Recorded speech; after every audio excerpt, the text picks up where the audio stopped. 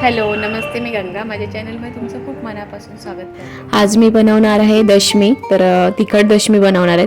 त्याच्यासाठी मी गव्हाचं पीठ 1.5 वाटी घेतलेलं आहे आणि पाव वाटी त्याच्यामध्ये बेसन घातलं आहे. चवीनुसार आता मीठ घातलेलं आहे आणि आता थोडासा हिंग घालते. आता आपण थोडासा ओवा याच्यामध्ये हातावर असा चोळून घालायचा आहे, म्हणजे त्याचा छान फ्लेवर येतो. तर 1 चमचा होईल एवढा ओवा घातलेला आहे.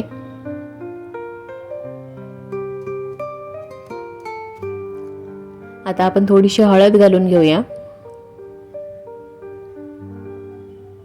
आता घालूया लाल मिरची पावडर.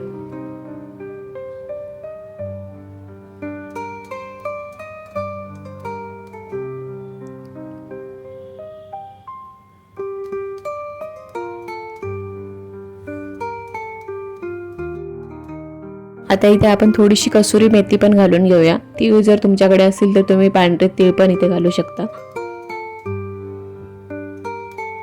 आणि आता थोडंसं तेल घालूया. 2 ते 3 चमचे होतील एवढं तेल घालून घ्यायचं आहे. हा छोटा चमचा आहे त्याच्यामुळे मी 4 चमचे तेल घालते. त्याच्यामुळे आपल्या दशम्या खूप छान असा खुशखुशीत होतात, चिकट नाही होणार.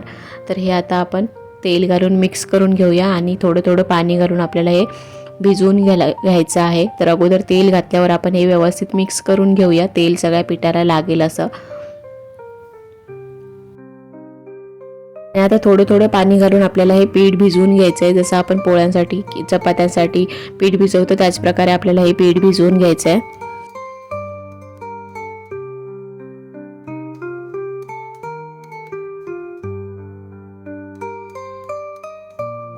बघा पीठ भिजवलेलं आहे आणि 10-15 मिनिटांसाठी मी ठेवलेलं होतं. तर आता आपण पोळ्या बनवायला दशमी बनवायला घेऊया. तर मी छोटे छोटे गोळे तयार करून घेणार आहे आणि नंतर आपल्याला हे लाटून घ्यायचे आहेत.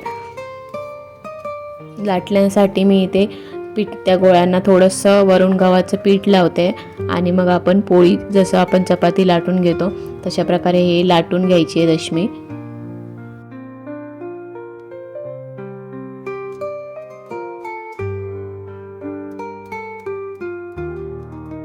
बघा अशा प्रकारे मी लाटून घेतलेली आहे आणि आता इथे आपला तवा पण गरम झाला आहे. तर आपण चांगली भाजून घेऊया. दोन्ही साईडने व्यवस्थित भाजून घ्यायची आहे.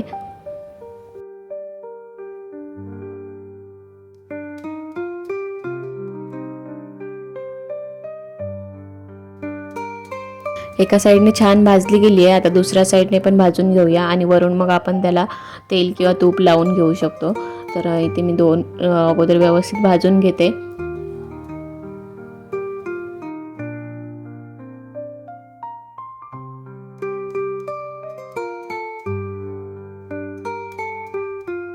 वरून तूप लावून घेते. छान असं दोन्ही साईडने तूप लावून घ्यायचं आहे.